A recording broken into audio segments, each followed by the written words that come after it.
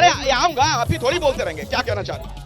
देखो, सबसे पहले तो मैं ये बोलना चाहूंगी, ये जो भी लोग शोर कर रहे हैं, ये अगर एक पार्टी को बोलने का मौका दिया जा रहा है तो दूसरे ना बोले, बीच में आके अगर हम अपनी बात रखिए मैडम, इस पे हो गया, सब हो गया, समझ गए लोग। अब मेरी बात तो यही है कि कांग्रेस ने विकास किया है, तो आज अगर मुख्यमंत्री को चुनने के लिए लोग अगर जनता वोट करेगी तो हम अशोक गहलोत को ही चुनेंगे। उन्होंने अभी ये बोल रहे हैं 7 योजनाएं, तो चलो अभी दिए, उसके पहले जो योजनाएं उन्होंने दी है, ठीक है, महंगाई राहत कैंप में उन योजनाओं का लाभ तो ये सब उठा रहे हैं। कौन नहीं उठा रहा है? हम भी उठा रहे हैं। चिरंजीवी का जो ये ऑपरेशन होता है फ्री, चिरंजीवी का 25 लाख बीमा, वो हम उठा रहे हैं। बेरोजगार। हाँ जी सर, ये मैं कहना चाहता हूँ, ये योजना दी जा रही है, किसको दी जा रही है? एसटी को दी जा रही है कि ओबीसी वालों को दी जा रही है? जनरल वालों को दी जा रही है? नहीं मिल रही है, किसी को नहीं मिल रही है। ये सुविधा किसी को नहीं मिली जा रही है। एसटी ओबीसी को मिल रही है, ओबीसी को भी नहीं, जनरल को नहीं। माइक मत। मैं ये कहता हूँ कि बीजेपी के पास न नेता है, न नीयत है, न इनकी कोई नीति है। ठीक है, बीजेपी के पास ना नेता है, ना नियत है, ना कोई सोच है। हाँ, आप क्या कहना चाहते हैं? बोलिए। यहाँ पे ना तो भाजपा, खड़े हो जाइए ना, खड़े हो जाइए। हाँ, बोलिए। मैं विधायक का प्रत्याशी हूँ। अच्छा, विधायक का चुनाव लड़ रहे हैं आप? हाँ। क्या नाम है आपका?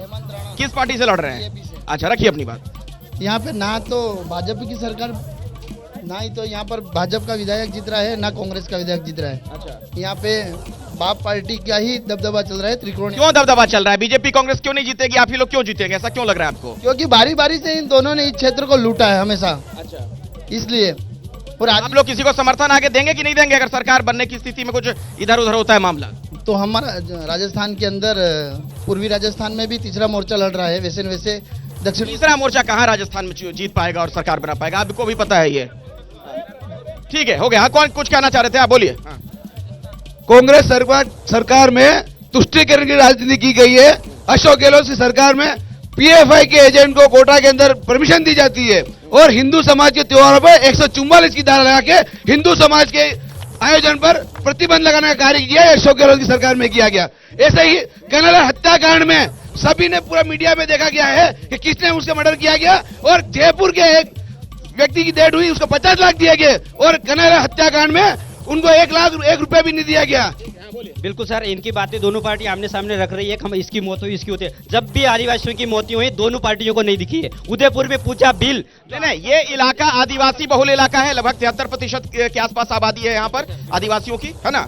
इसके बावजूद आप कह रहे हैं कि आदिवासियों का ख्याल ना बीजेपी रखती है ना कांग्रेस। बिल्कुल नहीं रखती सर, बिल्कुल नहीं रखती। आप जैसा कि देखिए, 8 साल की बच्ची थी उदयपुर की, पूजा बिल करके उसके 8 टुकड़े करके फेंक दिए। ना ये कांग्रेस वाले बोल पाए, ना भाजपा वाले बोल पाए, किसी में वो आवाज नहीं उठाई।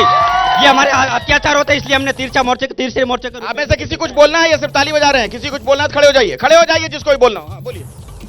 सबसे पहले आपके एबीपी न्यूज को हमारा जोहार।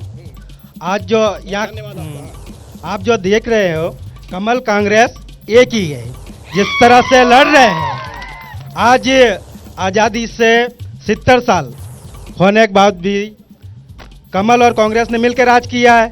इस आदिवासी क्षेत्र में सबसे ज्यादा विस्थापित हुए वो आदिवासी हुए।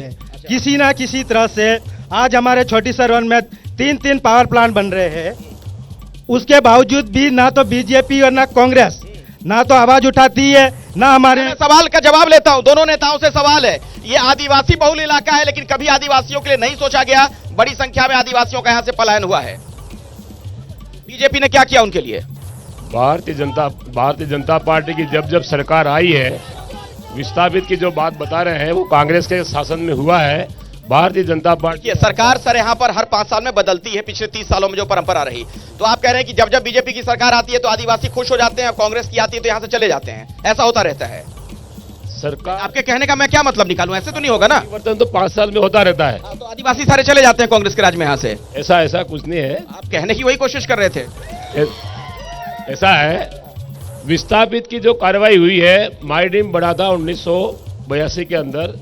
उस समय कांग्रेस का शासन था राजस्थान के अंदर और केंद्र के। मतलब कांग्रेस के शासन काल में सबसे अधिक माइग्रेट हुए यहाँ से लोग। हाँ, आदिवासी कल्याण के लिए जो कांग्रेस ने आजादी से लेकर अभी तक किया है, इनकी पार्टी ने भी हमारी सरकार को समर्थन दिया था उसी मुद्दे पर। और आज हम के इनके आरक्षण तो ठगा हुआ महसूस कर रहे होंगे। उन्होंने समर्थन दिया था, आज नाराज हैं, अपना अलग चुनाव लड़ रहे हैं वो। अगर ये नाराज हैं तो भी अब इस कांग्रेस की सरकार बनती तो ये हमारे साथ ही खड़े रहेंगे, क्योंकि कांग्रेस की नीति ऐसी है कहां खड़े रहेंगे? वो देखिए वहां से ना करे, दिखाइए सुजीत जी जरा, वो तो कह रहे हैं ना हम नहीं आएंगे कांग्रेस के साथ। 2 विधायक इनके जीत के आए थे, हमारी सरकार को समर्थन दिया, और हमारी नीतियां ऐसी है कि सरकार हमारी बनेगी, हमारी और ही समर्थन देंगे। अच्छा, जैसे ही घड़ी का काटा दोपहर 2:30 पे आए, बबीता जी का दिल सास बहू साजिश के लिए मचल जाए। और ये है इनकी बहू, पूरे दिन ऑफिस की टेंशन हो जाए गॉन जब ये करें अपना फेवरेट शो फ्री टाइम पे ऑन। इनकी तरह आप भी देखिए अपना फेवरेट शो अपने टाइम पर और डाउनलोड कीजिए एबीपी लाइव ऐप अपने स्मार्ट टीवी पर।